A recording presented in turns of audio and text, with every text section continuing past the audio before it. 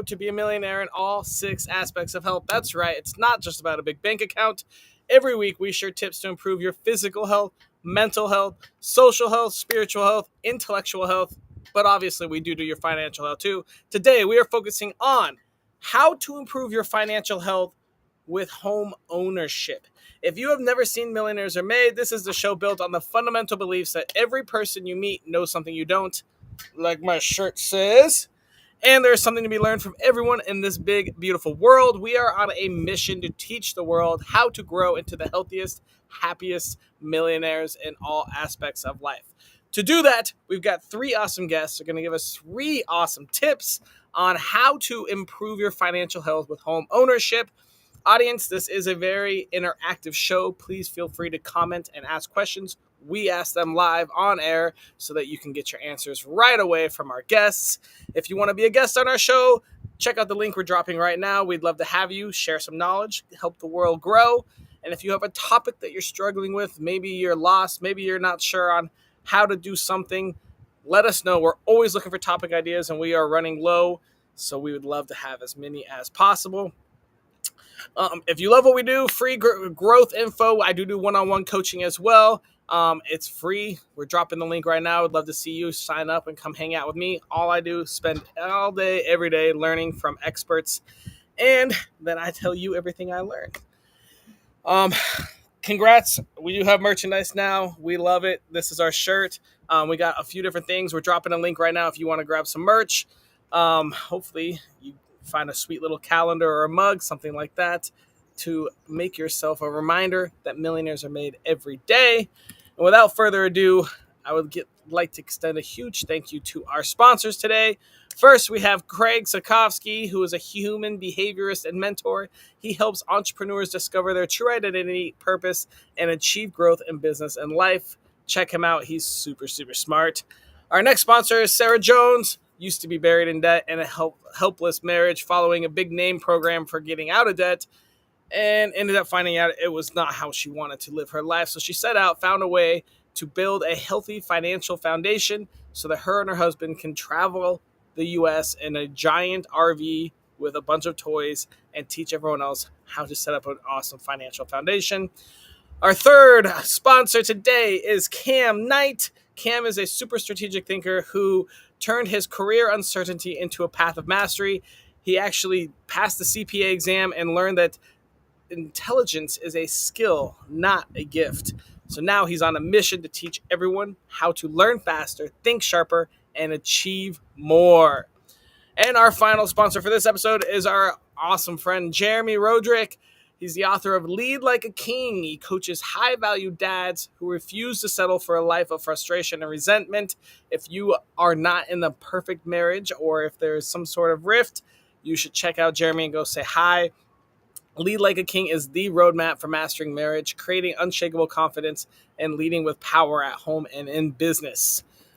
And now that we're done, we're going to give a few shout outs to our followers. Facebook, Jennifer Wilson, Instagram, Jessica Grayso, TikTok, Aury Hope, and YouTube, Janelle Davis. Thank you so much for following. Remember, if you want to be shouted out, you do have to follow us. And that will bring us to our first guest. Her name is Misty. Misty, tell us, who are you?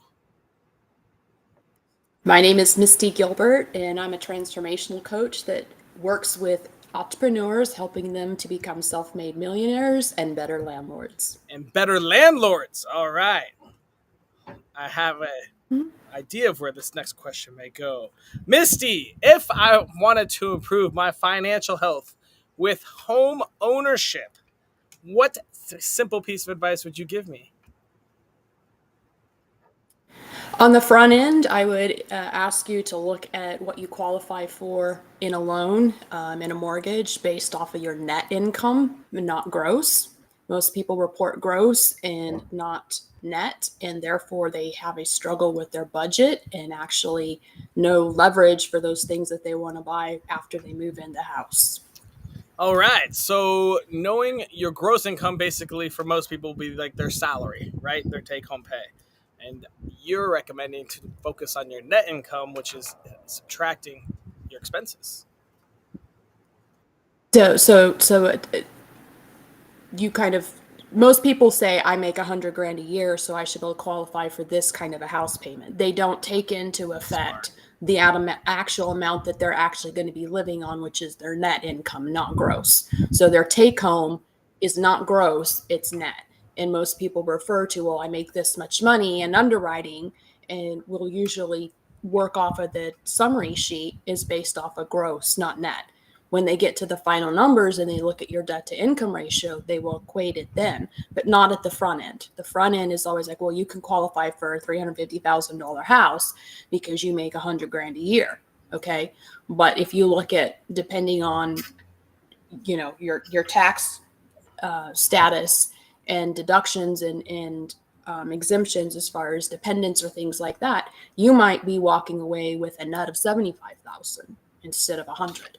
That's a huge difference to be making a financial commitment on. What are some If things? you work off of net, Go ahead. What are some things that would change your income from 100,000 to 75,000 from your gross to your net? well, I mean, depending on what you're putting in as federal withholding, so either estimated quarterly tax payments or federal withholding works the same way on a W-2, an employee. And any other deductions that you might have if you're doing pre-tax expenses, it's going to lower your tax threshold, but that's actually going to be money coming off of your gross. If you're paying into any 401k plan or a Roth or an HSA or any of those kinds of things, that's money going out that's going to come off of your deductions.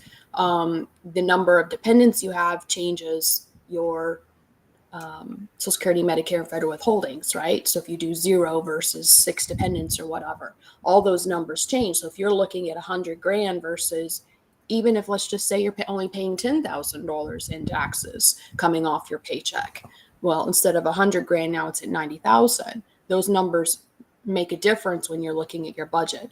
If you allow for off of net and work with you creating space, then you're going to have the ability to put more towards principal each month. If you pay $100 towards your principal each month, you're going to lower your interest paid on the loan. You're going to knock off, on average, just even $100 will knock off approximately one payment by being consistent on that through the whole year. Yeah, one payment. So, I mean, obviously it depends on your loan amount and all those kind of things. But like if you look at in 12 months, if you made $100 extra principal towards it, you will reduce your loan by one payment. So basically, if you're maxing it out at your gross and you're budgeting off of gross, but that's not really what you're living off of, you're going to have a discrepancy and it's going to feel tighter than it really should be because your numbers are not being based off of the actual figures you live on. So my recommendation is to not apply for loans based off of gross in your mind. Even with the numbers you give them net. So you have that live less than what you can max out so that you have the room, because once you move in, there's repairs and maintenance many times if you're not buying a brand new house. If not, you're going to suddenly want, curtains or new lamps or new decor or new couch or something different to spice up this first-time home buyer potentially, or if you're starting a relationship and you're moving in together. All these things are really exciting, but if you don't have the give in your budget because you've based it off of gross and not net, you're going to have a huge discrepancy and be extra tight in your finances. So that's my recommendation, is to how to get ahead from the get-go by living on less than you actually make. And look at what your net income is.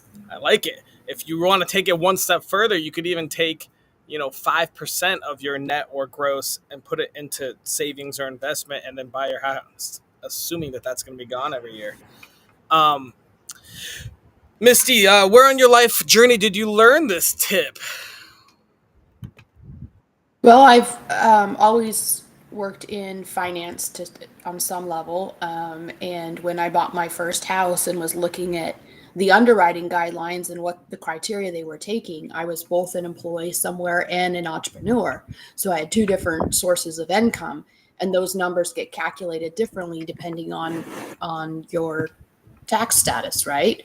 And what kind of business you have, if it's an S corp, if you're an employee, your company, all these kinds of things. And I was looking at their preliminary stats were being done off of gross revenue. And I'm like, well, you don't live off of gross. So you're not really, if you're qualifying me off of my gross income, then you're really not looking at the net of what I can really afford. So it was kind of a back end approach to me calculating. Obviously, I want to get the most I can and want to buy the house of my dreams, but I don't want to overextend myself and create frustration later. Plus, I wanted to be aggressive at paying my house off. My first mortgage I paid off in 8 years and 10 months. Nice. And so, in order to meet those targets, my goal was 10 years. To meet those targets, I knew I had to create a back end approach to create a formula that I could actually manage to be able to meet that target and that dream. Love it. Awesome, Misty. Thank you so much. We're going to move on to our next guest, and we're going to bring you back out for the round robin. Next up, we have Ben with a fascinating new way to pay off a mortgage. Ben, who are Hey, you? who am I? Oh, I am a husband, a dad, a granddad, stepdad, foster dad, dog dad, cat dad. I mean, My I'm just a daddy. dad. Uh, yeah, lots of dad jokes. It's kind of my Yeah, thing. that's true. That's true. All right, Ben. If I wanted to improve my financial health with owning property, what piece of advice would you give me? Oh, so you've got to finance property most of the time. You don't have a big pile of cash to pay for it. But I always thought mortgages were the only way to pay for it. Turns Did out you there's another way using did you correctly almost structured forget your lines of tip? credit. What's that? You almost forgot your tip. I was like, "What's your tip?" You're like, "Oh, yeah, oh, okay." All right, tell us your method. How does this work, Ben? Well, Screw I can't give away mortgages. the. Yeah, Do Ben's mortgages thing. are funny. Mortgages, you've heard of the amortization table in a mortgage? Okay. You know what that is? It's just a schedule. It's like a spreadsheet that says each month you owe us this much interest and this much principal. We'll pay off that much of your loan, but we're going to take this much money from you. And so there seemed like it was unfair. Like, why am I giving the bank most of my money? It's like renting. I'm not getting anything for the money I'm giving them each month. So, what if there's a way where you can pay more like this much to the principal, pay this much to the actual loan, and then some interest also at the end of the month? And so we developed a strategy that I didn't develop it, I just learned about it. We developed a strategy where you can kind of flip it around to where you're paying more principal, more towards the loan, and a whole lot less towards that interest. Now, you're going to be upsetting your bank a lot because there's a reason they drive a brand new Mercedes every year. It's because they're taking a lot of your money and not applying it to the loan. They're applying it to the bank's bottom line, right? So this is a great way to pay the same debt you already owe faster by not having by you're able to bypass a lot of the interest on that amortization table and pay straight towards that principal. You And don't even how do have to you get do a that? second job. You have to use correctly structured lines of credit. There's a lot of different types out there that work: personal lines, business lines of credit. There's even some called, you've probably heard of this, HELOC, home equity line of credit. And there's different types from different banks. You know, you've got 20,000 banks out there, and very few of them offer the type of HELOC or other line of credit that would work this way. So you've got to find the right bank, you've got to have the right strategy, and you got to have someone who's gone through it before to show you the way. Kind of like having a Sherpa when you're going up Mount Everest, because That's you right. need It's a someone who's home been there payoff before. Sherpa. Yeah, it's a loan All right, payoff so Sherpa. you That's what I do. so what you buy a house, you pull out a HELOC, and you use that entire thing to pay down the principal. There's more than one way, but if you've already got a mortgage, you can use a number of lines of credit to do it. But in a perfect world, like what I'm aiming for in my own life, my own wife, is to replace my mortgage with a home equity line of credit. We've got way more than 10% equity in our house already. What if I paid off the same debt that I already owe using a different product from a different bank, and it lets me pay straight towards the principal and still pay some interest, but not massive amounts of interest and teeny tiny bits of principal, but more like large amount of principal and a little bit of interest. And so you essentially have aligned with the correct bank that has the correct product to help you with that. I assume. That's right. There's a lot that goes into it, a lot of moving parts, but that's kind of the meat and potatoes of it. You definitely want to use a different product than a mortgage, because mortgages are there to make the bank money. Fascinating. So lines of credit pay down the principal, and then now you just have a line of credit you have to pay off versus the. And then do you use the house as collateral for that line of credit? In a lot of cases, you would, yes. And they would be like a larger the line of credit is, they would probably be in the first lien position. So if something happens to you, If God they forbid paid off the something happens mortgage. to you, yeah, and you have to sell the house to pay off the, yeah, they'd be the It'd be first first. position to get paid. And imagine if you lose your job. What happens if you have a mortgage and you lose your job? They still want their payment each month, right? No matter what.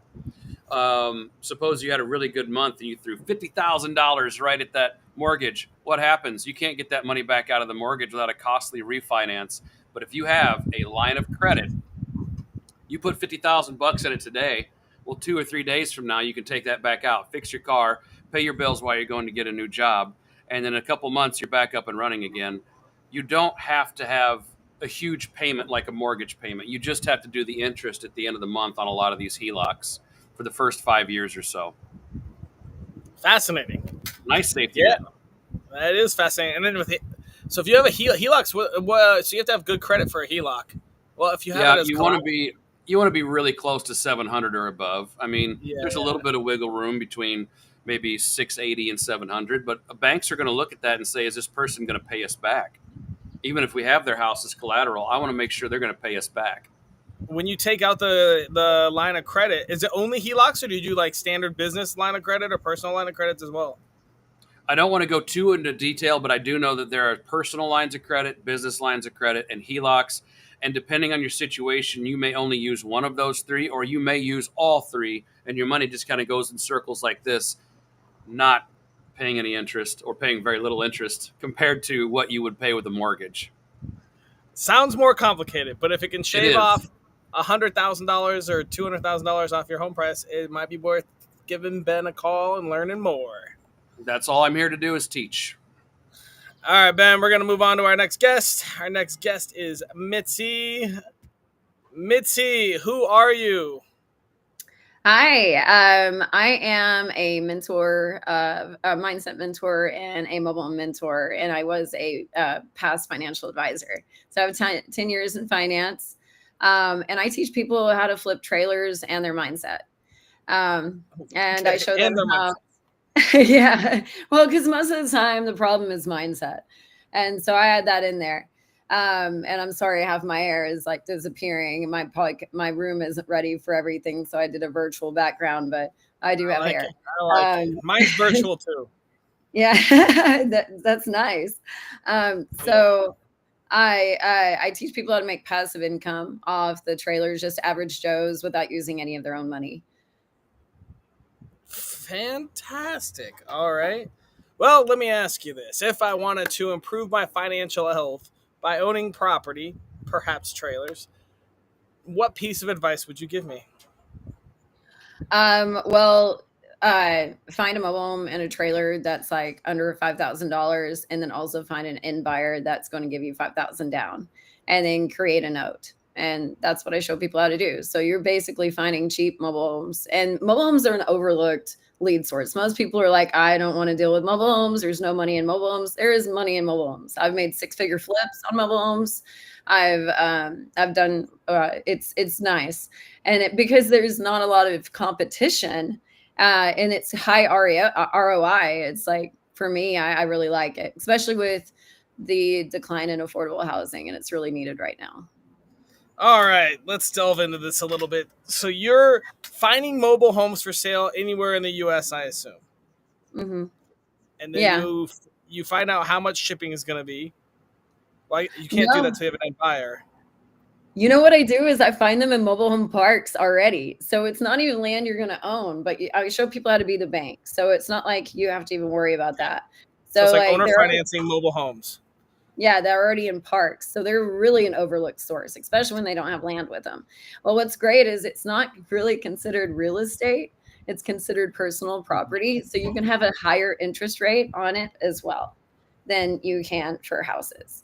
So what kind of interest rates you giving out there, Mitzi? I stick with 12%, but you can charge 18%. Oh, man. All right. That's why I want. Slumlording it. I love it. Well, I do flip them and make them look like houses, unless I do find something really cheap. Like I did one just now.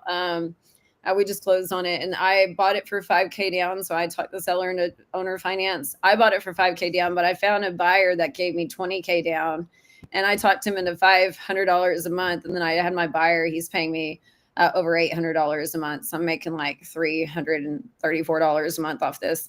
And passive income, and I didn't have any money in it, and I made it 15,000 at closing. So like that's the kind of deals that I structure. Yeah, and it was in a park, so I don't have to worry about moving. I don't have to worry about all of that. Everything's taken care of in that way. And then the new owner just goes in and lives there. That's the park they wanted to live in. Yeah, and they just they apply with the park, because a lot of mobile home parks don't want subleasing. What that means is like if you own the trailer and then you rent it out, they're basically subleasing that lot because they are not the owner and they're not the one leasing it directly from the mobile home park. So they're leasing it from you. Mobile home parks don't like subleasing. And so like how to get around that, pretty much owner finance it and make them the owners. So you don't have taxes, insurance, maintenance, nothing. You're just the bank collecting money. I mean, I like to flip owner finances in big houses, but yeah, I bet you could do it a lot faster in mobile. Oh yeah, the closing is faster. How much like mobile homes are what, like 20, 50,000, 100,000? Oh no, I'm getting them for free. Like because nobody likes them. I got one for free and sold it for $42,000. I got another one for $4,500, sold it for $15,000, just real quick. But I go for like free or really, really cheap, so that I can or I'll talk them into owner finance and collect a bigger down payment. But my idea is like to get it for hardly anything, because people aren't emotionally tied to mobile homes like they are houses. So you can really talk them down. And there's not a lot of buyers either. So I just have to wait and keep following up, and then I get my price eventually. Look at you. All right. Financial health, owning property, flipping trailers. Do you ever set any of them up as Airbnbs? No, but I was thinking about that. I actually, well, I don't know if I'll do on this one, but I'm doing like a mobile home mansion. So I'm putting a single wide and a double wide together, and then making a hallway between. We're gonna have a courtyard in between it. It's gonna be like pretty cool looking double. So you're actually doing construction. You're gonna like refabricate. Yeah, we do flips, and I'll add mobile homes to land and all that too. But yeah, I like the owner finance side, and then I own a mobile home park too, and I'm looking for more. But yeah. Where is that? Floresville, Texas. I live in San Antonio, so it's like 20 minutes from San Antonio. I like to keep things local. Yeah, if you owned all of those mobile homes there, you could just make it a giant Airbnb park. I do own all the mobile homes. Add in pool. Yeah. Oh, then yeah, you could easily put a pool in, and it's like RV parks are popular to buy nowadays. Owner finance RV parks, and add a few upgrades or whatever, but you could easily do the same thing with a mobile home. Yeah. Awesome, Mitzi. All right, we're going to bring everyone out here and do a little round robin. 3 fascinating people with 3 very fascinating different tips. I love it. All right, let's start. Audience, this is a great time to ask questions, by the way. Let's start with Misty. Can you quickly refresh what your tip was for us? Absolutely. My tip is when you're going to go purchase a house and begin the underwriting process and figure out what can you really afford and how can you maximize getting the biggest house of your dreams, is to look at your net operating income, your take-home pay, and not do it off of gross income, so that you have leverage to be able to pay more down on principal, and you can do any upgrades, add a patio, a pool, or anything else you want to do to the house when you're not maximizing your total income and you're living off of exactly what you're going to take home. You'll not end up as stressed and frustrated. Yeah, that's super smart. Get a smaller home that's a little cheaper than you may originally want, but now that extra money that you have, put it towards that principal so it saves you a lot of time.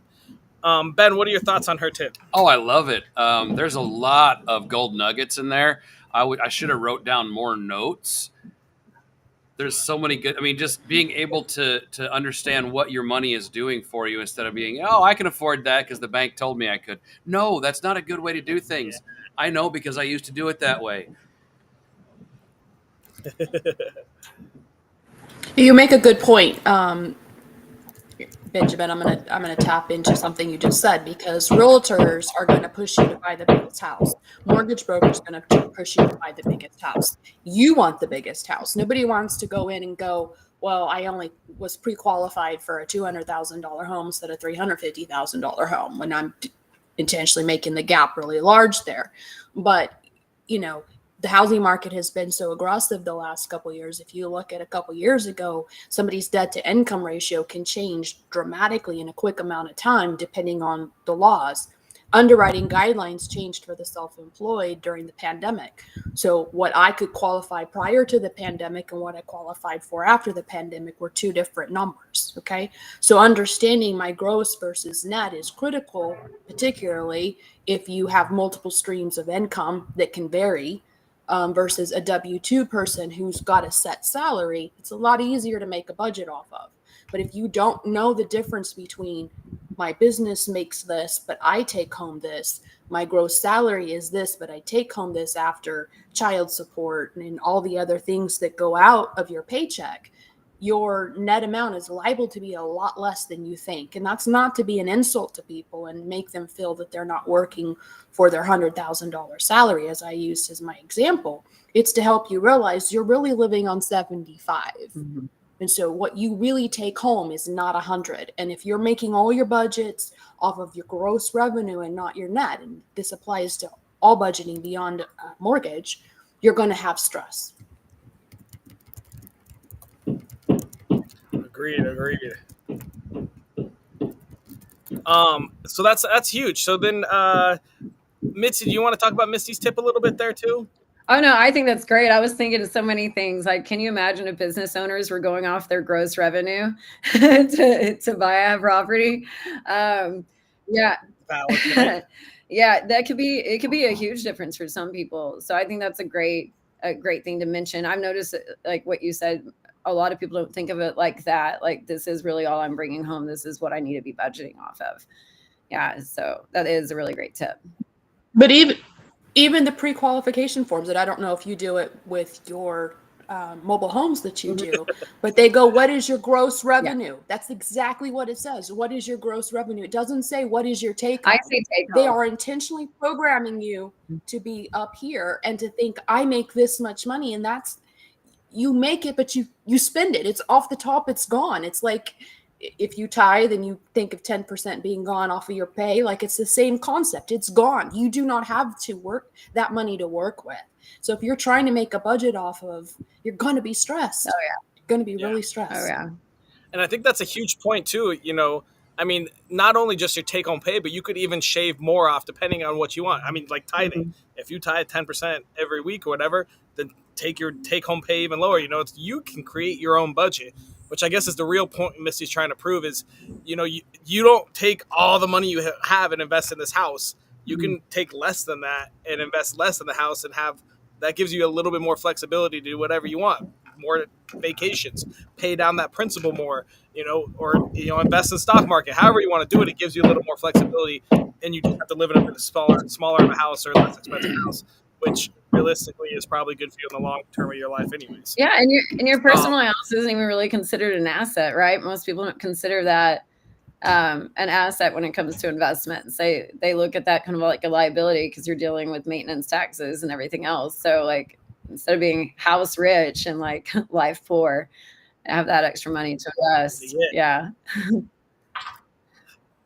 Super smart. All right, Ben, let's go over your tip. Refresh us what your tip learn is. how to replace your inefficient mortgage, which is a product from the bank, with a more efficient credit product so you can pay down that same debt much faster and less expensively. All right, a fascinating way to buy houses with different financial products. And this is definitely, that's fascinating. Because lines of credit are huge, used in business all the time, especially if I've bought extra or investment properties with lines of credit. So I never really thought about replacing my own personal mortgage. Fascinating. Mitzi, what are your thoughts on that? I think that's a great idea. Yeah, that's definitely going to save you money in the end and also make it a lot more flexible. Oh, for sure. And I'm sure you use that all the time with your if you actually buy the property, I mean, you're not really pulling mortgages out on like $20,000. I don't. No, and really the way are you asking me? I just want to make sure I'm Yeah. no, what I do is basically I find the mobile home for the same price or less than what they're willing to put down payment for. So I don't even there's no money in the deals. I just make money. Yeah. I love it. All right, Misty, what are your thoughts on Ben's tip? Leveraging other types of loans to pay something down is a great thing. I mean, as a landlord, I've been a landlord for 8 years and I've got 4 rentals currently. I have an SBA loan, that I got during the pandemic at 3.75%. And then I'm turn around and loan that money and invest it into another project where they're turning a assisted living facility into an apartment complex. And I put 100 grand into that and I'm earning 6% interest. So if you were to look at apples to apples on that, yes, I got some borrowed money at 3.75%, turned around and invested the money, making 6% interest. So then that is a net of 2.25% just off of that, no other expenses, right? So the question I would have for Ben is, what is the interest rate on these HELOCs? Because generally a HELOC is a higher interest rate than a mortgage.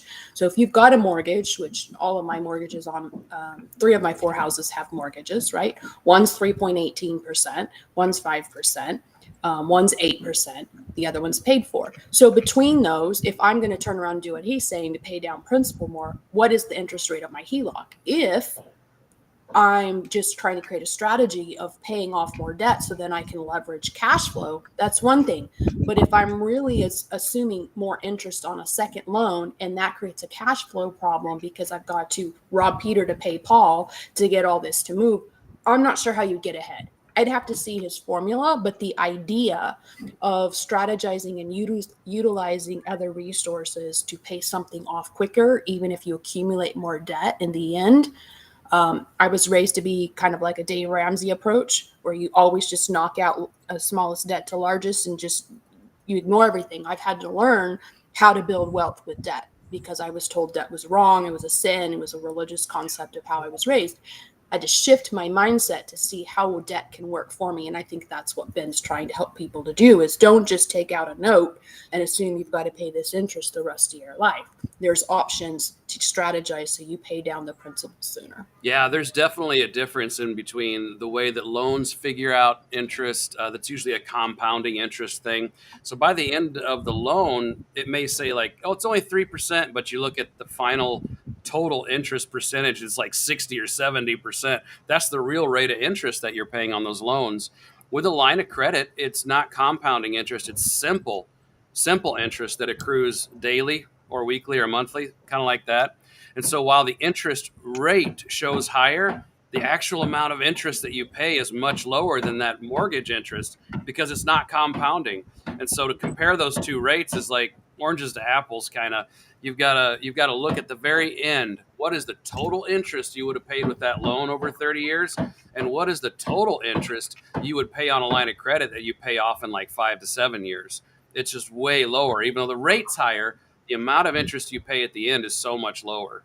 And that's what the magic is when you're using different types of debt products. You find the one that makes you pay the least amount of interest by the time it's all paid off. All right. We got a question from the audience, and then we're going to wrap it up and make our daily challenge.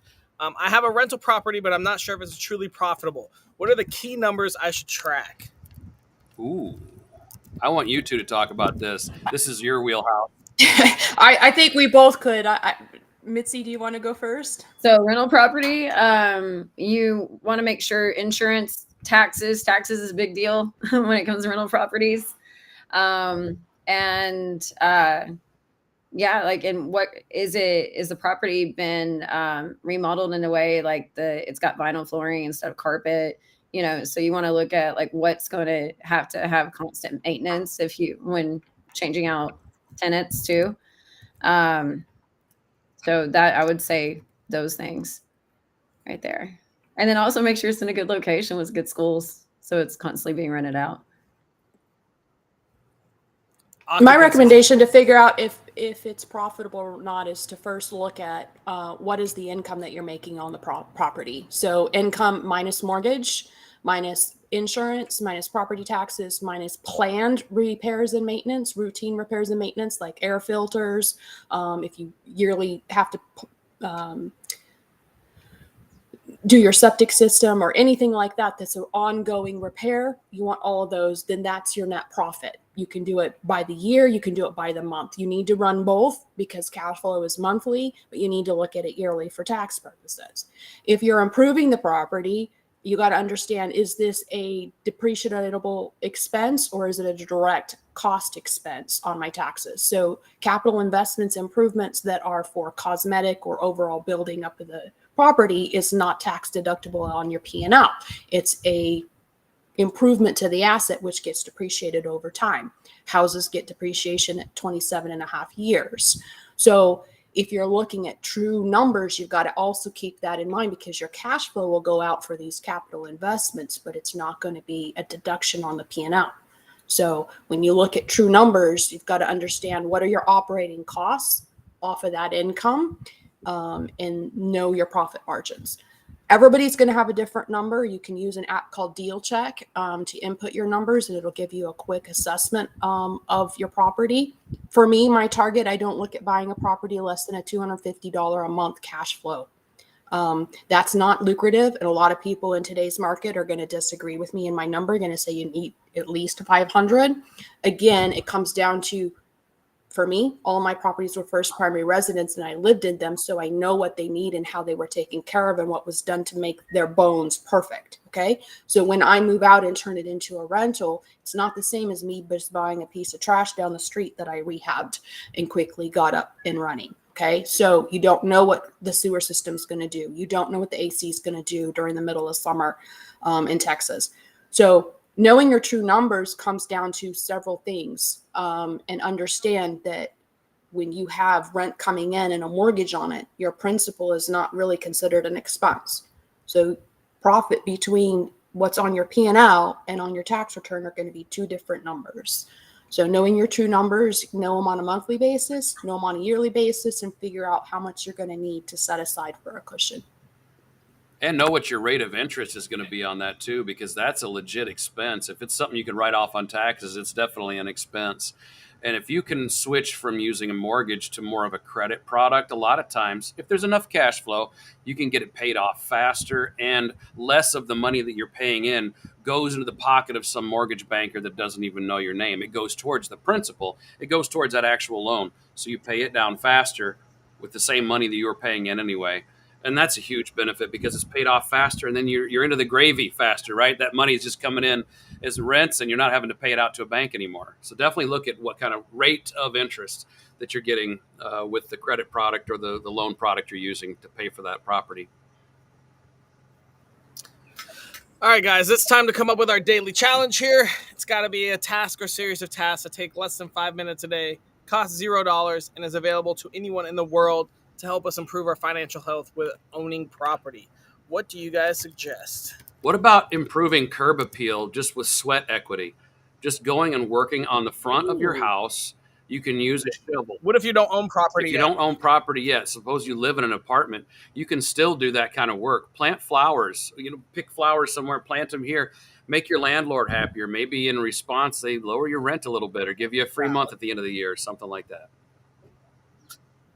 Or don't raise it. Or don't raise it. Okay. All right, I like that. Improve your curb appeal. I would say, in line with my tip, start looking at figuring out what your net income is and what kind of a property you want to spend in a mortgage every month. How much of your take-home pay do you want to put to where you live, instead of just making it the standard of living that a mortgage is $2,000 or whatever your number is.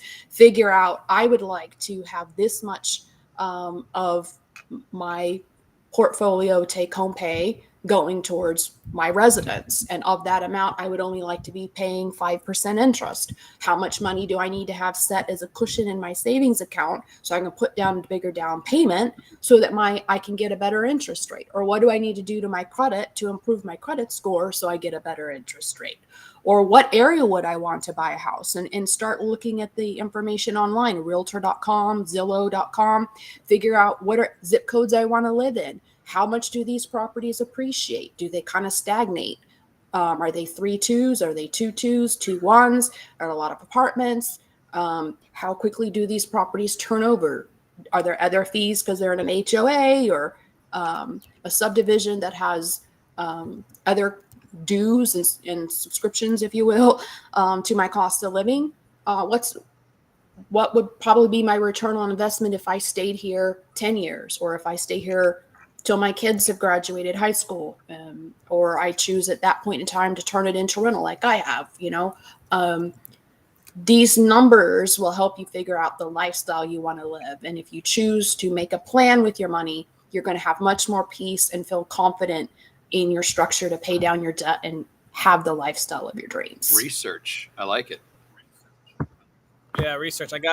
Look into a house that you may want that's for sale. Look into it, see what it cost it is, all the bones, all that kind of stuff, and then look into a financial product. I would say mortgage, but since Ben's on here, we got to just broaden that horizon a little bit. But I know there's a lot of financial, even mortgages out there that are doing like $1,000 down, get into a house. Obviously, they may not be the best for you, but there's also down payment assistance with like CHASA and stuff like that. There's a lot of freaking programs that do a lot of different things. So at this point, it's just you're going to have to start researching and figuring out what's best for you. Yeah. Awesome, guys. Well, thank you so much. We're going to wrap this up. I knew it would go long. Mitzi had something to share let real Mitzi quick, talk. Austin. No, it's okay. I was just curious what the question was. I missed the question. I was reading the comments. My ADHD kind of went off. So I just totally missed your question. What was that?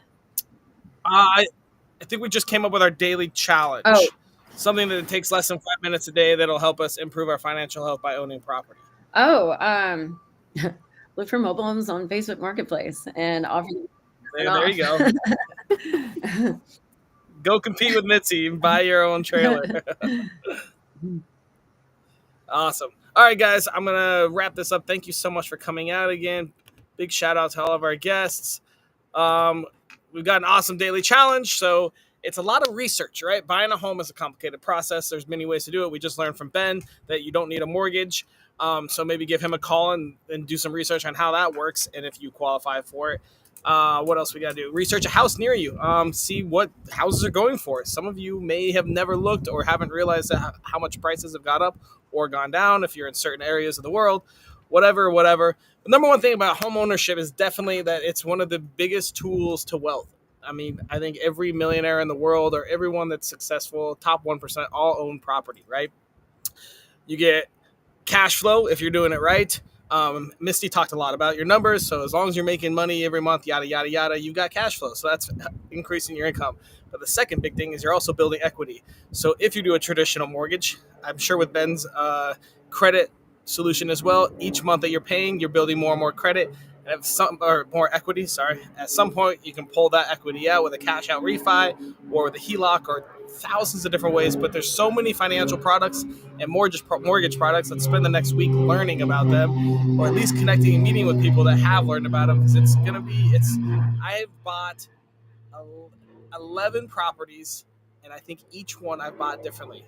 My first one I bought with an FHA. Second one I think I bought with I think it was conventional. Then private money. I've done owner finance. I've done straight cash.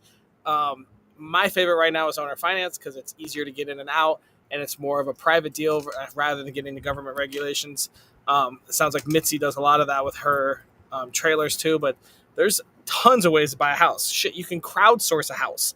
You can, I've done presentations on this. There's about 11 different ways to buy a house. If you want to catch my presentation, shoot me a DM. I'll send you all the info I got. But there's like 11 different ways to buy a house, and I've done like pretty much all of them, I think. So there's a lot of information, a lot of research. Go follow, check out our guests, message them, ask them about their ways. Obviously, it's succeeding for them and working for them. And then spend the next week, 5 minutes every day, learning something about a financial tool, something about your local real estate market or the real estate market you want to be in. Maybe it's in Thailand, maybe it's in Bali, wherever it is. Research is going to be the number one thing. This might be one of the biggest decisions of your life to buy a house, one of your biggest investments. So try your hardest to learn as much as you can and not mess it up.